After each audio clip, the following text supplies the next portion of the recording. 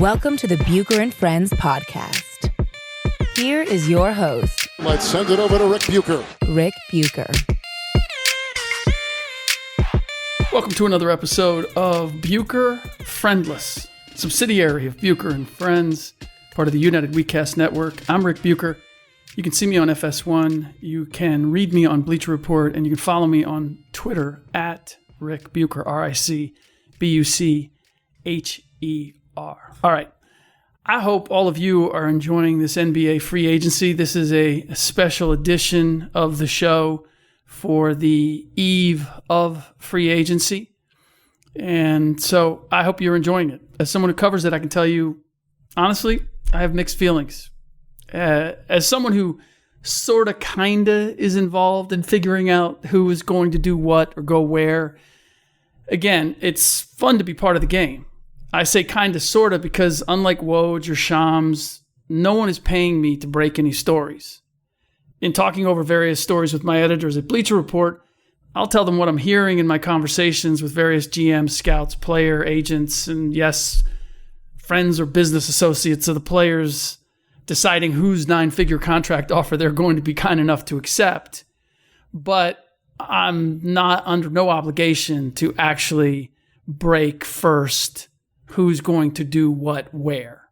We try to write stories, or I try to write stories for Bleacher Report that talk about why people might make the decisions that they do. And so as a result, I am talking to a variety of people and gathering information, but taking a slightly different tack. And then obviously being on FS1, we talk a lot about these topics, and I want to be informed. And if I can add something new to the conversation, then certainly I'm going to do that. But this year, because of the magnitude of the players who are on the market and the potential ramifications and just the general drama surrounding them, Bleacher Report has asked me to compose all the bits and pieces of what I'm hearing into a couple of columns of late. And I've had easier assignments, mainly because I don't want those columns to read like a glorified notes column. And at the same time, I don't want to leave anything out that might provide an indication of what is going to happen. And as I say this, I just realized I did leave an interesting nugget, as we say in the business, out of my last piece. It has to do with the Nets, point guard D'Angelo Russell, and the Phoenix Suns. Now, I've known for quite some time that Devin Booker is tight with D'Angelo and would love to see him in a Suns uniform. Considering the Phoenix needs a point guard, Booker is their franchise player, at least by default. Keeping him happy makes sense, and the Nets and Kyrie Irving have mutual interest, so it seems logical that the Suns could give Russell, who is a restricted free agent, an offer sheet that Brooklyn would pass on matching, thereby the Nets keeping their powder dry for bigger fish, if you'll allow me to mix two well-worn metaphors. But then I had a conversation with a scout who has worked with Monty Williams, the Suns' new head coach. And Monty apparently doesn't have a very high opinion of D'Angelo. And while James Jones is the GM of the Suns, Monty apparently has a lot of pull. The scout also helped me understand, in conjunction with all this, why the Suns drafted Cam Johnson as high as they did. And that's because Monty is a stickler for having a roster of high-character guys. His bar is frustratingly high for anyone employed to identify talent, because it eliminates a lot of guys who can play. And my guess is that the list of guys clearing that bar wasn't that long. So rather than move down and potentially risk losing Cam, and thereby the guy that Monty really accepted as a lottery pick, Jones and Monty decided to grab him while they could. So I also imagine Jones' lack of experience as a GM made it a challenge to determine exactly how far he could move down and still get Johnson, and what would be reasonable compensation for making that move down. So that is like a postdoctorate. That's like postdoctorate work for a GM. It's much easier, simpler, and safer to just use the pick you have on the guy you like and deal with the critics questioning why you didn't move down or take someone with greater potential. What makes this little side story interesting is the potential rub it creates between Monty and his best player, Booker, right from the start. Now, I'm not a big D'Angelo fan. There's still a lot of immaturity in his game, and for all of his ice in the veins, willingness to shoot with the game on the line, which I do respect, I believe a lot of elements beyond his control had to break just right for him to be an all-star this year. In my book, both Karis LeVert and Spencer Dinwiddie, they don't get hurt. They're going to the All-Star game, one of those two. And the Nets had to be one of the feel-good stories of the year. So with all that in mind, I'm not sure D'Lo will be an All-Star again. He might be, but if he wasn't, I wouldn't be surprised. And I'm all for guys living down a bad start. I'm happy for him. I'm glad that he was able to prove that he's more than a bust. And I do believe guys can grow up and evolve, and I'm happy that he shed the bust label. But I'd be more in his corner if he hadn't so clearly bought into the hype about himself that was simply undeserved. Bottom line, I'm not going to kill the Suns or any other team for not hitching their wagon to D'Lo, especially for anything near a max contract. And I am certain that Sean Marks of the Nets knows and believes everything that I do. Appreciates what D'Lo did. I'm going to stop calling him D'Lo. D'Angelo. I'm sure Sean Marks has taken the measure of D'Angelo. Appreciates what he did for him this year. Knows that he's good. Not certain that he's great. And will be careful in paying him as if he's a great, on-the-cusp, perennial all-star. All that said, I also believe in chemistry and giving a team's best player or players a voice in how the team is constructed, especially a shooting guard who has been forced to play without a decent point guard for as long as Booker has. And while I get Monty being committed to changing the Suns' culture, which it has been largely non-existent, badly needs to be changed, this immediately puts Monty on the clock with Devin. I mean, it's all well and good to say D'Angelo doesn't measure up, but Monty better deliver someone who does, and it better be soon. Otherwise, Suns continue to struggle. Booker continues to be an all-star caliber talent without a chance in hell of being an all-star. His willingness to stay on board with Monty is going to be tested.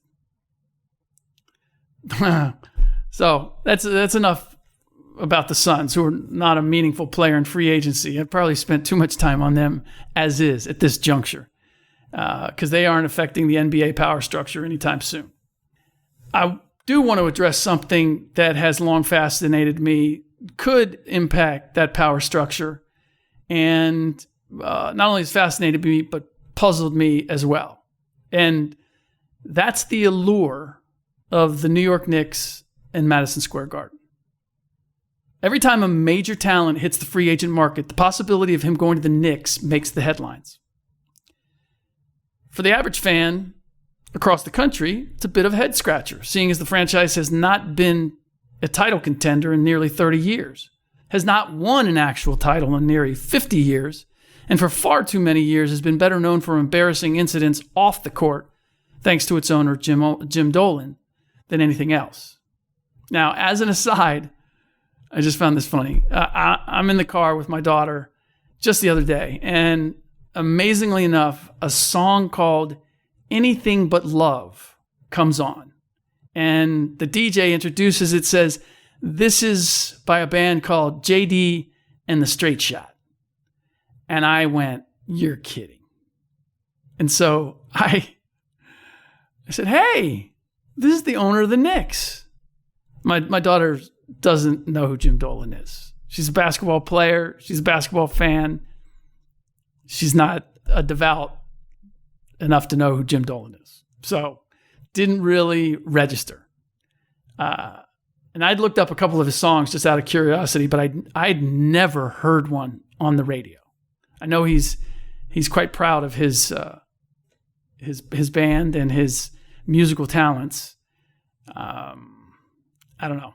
I have to say, when it came to this song on the radio, I was impressed with the arrangement and the instrumentals, but boy, Dolan's voice is an acquired taste. If you knew nothing about him, which my daughter didn't, you just say it's not good. And sure enough, my daughter, again, doesn't know Dolan's reputation, doesn't know anything about him, but does have a very selective taste in music, whether you think it's good or bad. She's very finicky. She goes, "What is this music? Turn it off." She's in the back seat. She goes, that is awful. And I could not disagree with her. And I'm not taking a free shot at Jim. This is an episode in my life that I thought that I'd share. And the fact of the matter is, it wasn't very good. But I digress. If you're like me, you've wondered about the allure of playing for the Knicks, Jim Dolan aside, and why someone like Kevin Durant would possibly be interested. Well, I know there's a magic about Madison Square Garden. I feel it every time I walk into the place. Well before the game starts. It's got that feeling.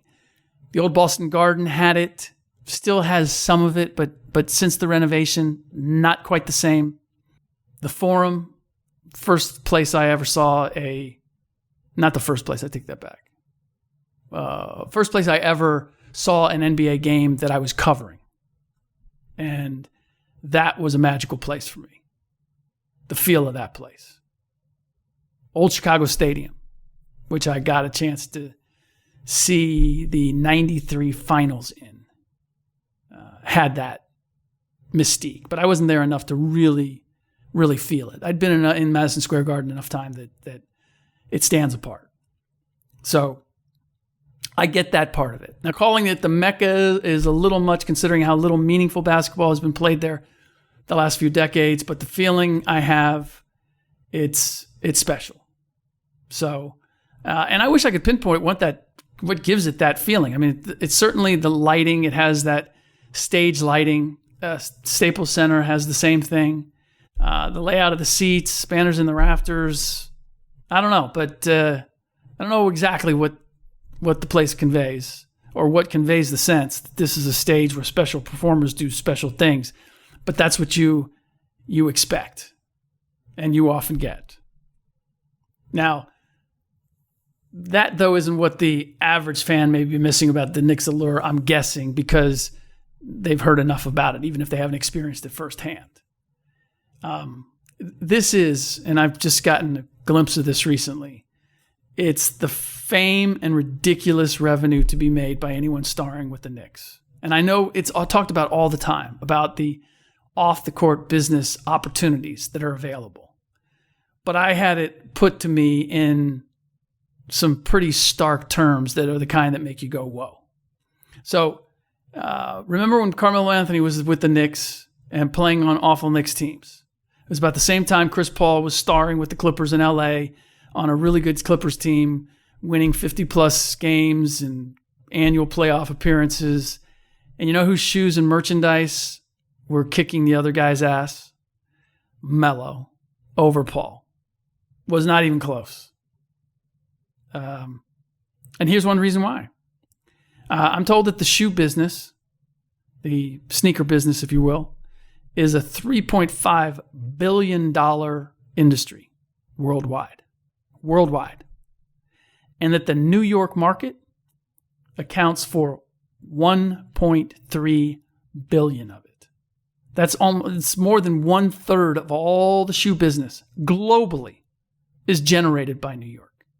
You just imagine what you're going to get from your shoe company playing in New York with a shoe, which KD has, and it's already popular.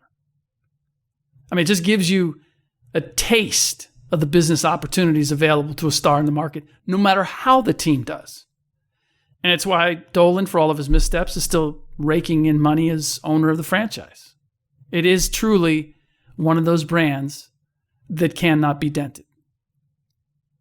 Now, what also stunned me is learning that the Nets were last in the league in attendance. That completely flew by me as I enjoyed the Nets. Became one of my son's favorite teams, and their feel-good story and their playoff run and the hijinks of Jared Dudley and D'Angelo Russell taking a star turn, and just the collection of personalities that were greater than the sum of their parts.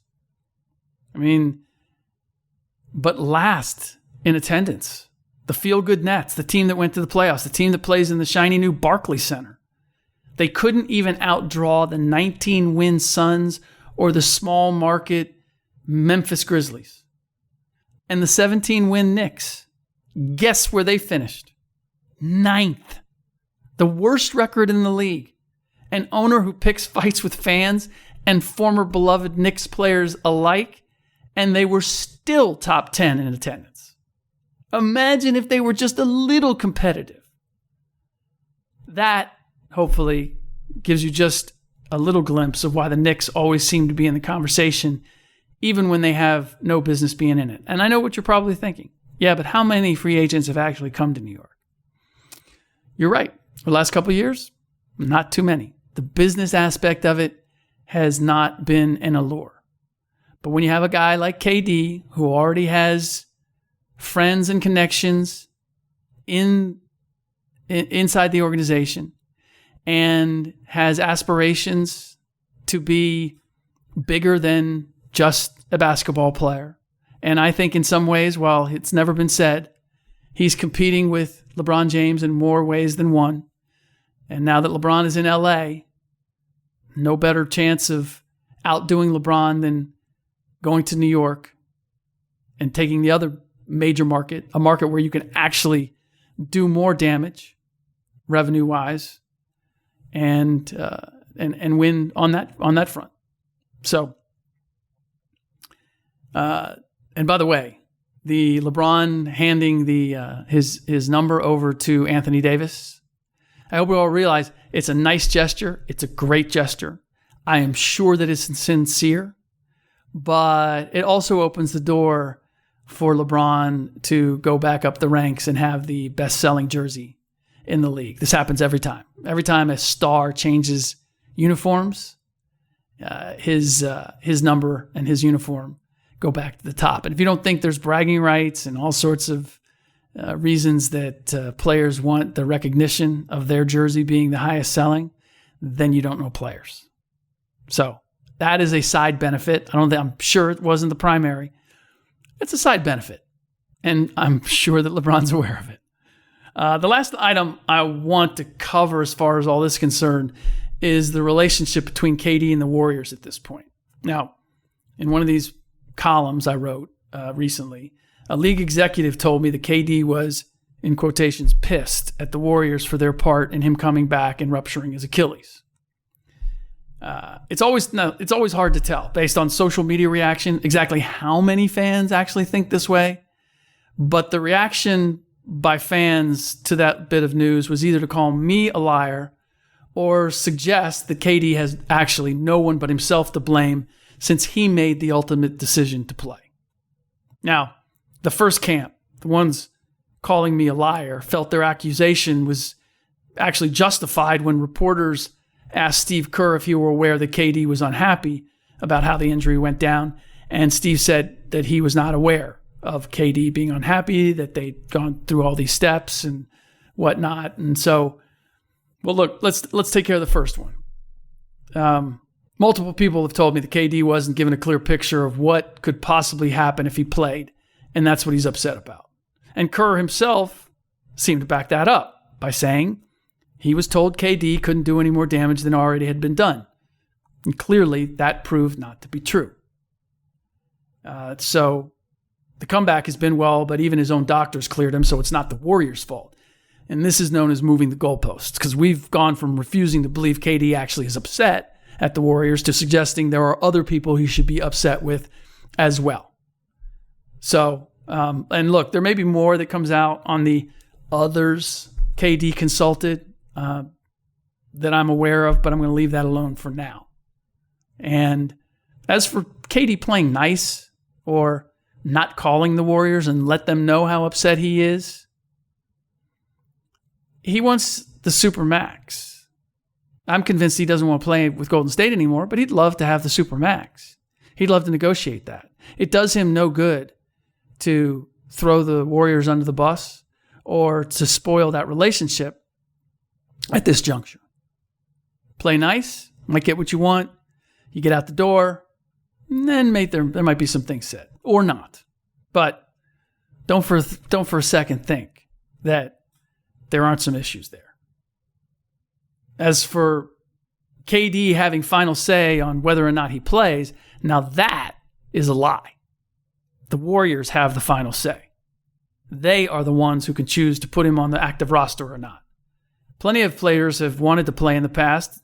Klay Thompson is recently in these finals in Game 4, was it?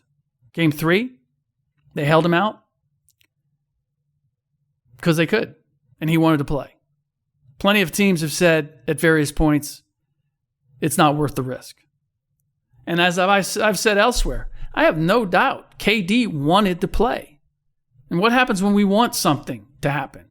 It's human nature to find people who will co-sign why it should, and perhaps ignore others who say it's a bad idea. We're going to know soon enough about all this, at least in part in the decision that he makes in terms of where he's playing next year. Now, as for why I have mixed feelings about free agency, well, it's a time of year where I have to scrutinize everything anyone says to me with a healthy dose of skepticism, especially if they're in positions of power. In my job, it's kind of second nature to do that anyway. When someone's telling me something, especially something sensitive or impactful, I've got to wonder, why is this person telling me this? What's their motive? What are they hoping to gain from telling me? And possibly having me pass on the information to the world. How trusting I am depends on how long I've known the person and what kind of track record we have. I also get a lot of secondhand information this time of year, which again requires a lot of weighing who I'm getting the information through, what is their purpose for passing it along, how well does it match up with my intrinsic knowledge of the people and powers involved, and what I'm hearing from other secondhand sources. It's a lot of puzzle work and interpreting signs, reading tea leaves, etc. All for the sake of putting something down in black and white that conveys some sort of concrete picture of what's going on. All to have someone call me a liar for doing it. Yeah. Good times. All right. One last clarification on something I recently said on TV that has received a lot of attention. And that was a conversation I had with Kawhi Leonard about playing with LeBron. Now, that was for a piece I did for Bleacher Report at the beginning of the season. I walked with Kawhi from the locker room up to the stands where friends and family were waiting for him. And in that little walk, I squeezed in 3 or 4 questions for this piece. And one thing I asked was about the idea of playing with LeBron versus playing against him. And Kawhi said he didn't have anything to prove. They'd beaten each other once in the finals, so it was just a matter of trying to beat him anytime they played against each other. And by the way he said it, he hadn't even considered playing with him.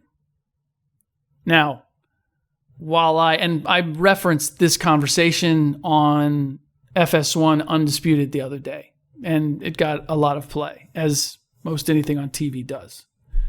But it was originally a conversation that I had for Bleacher Report. People were like, well, how does Bucher know this and nobody else does? Well, I had a one-on-one conversation with him. But here's the thing. It was at the beginning of the year.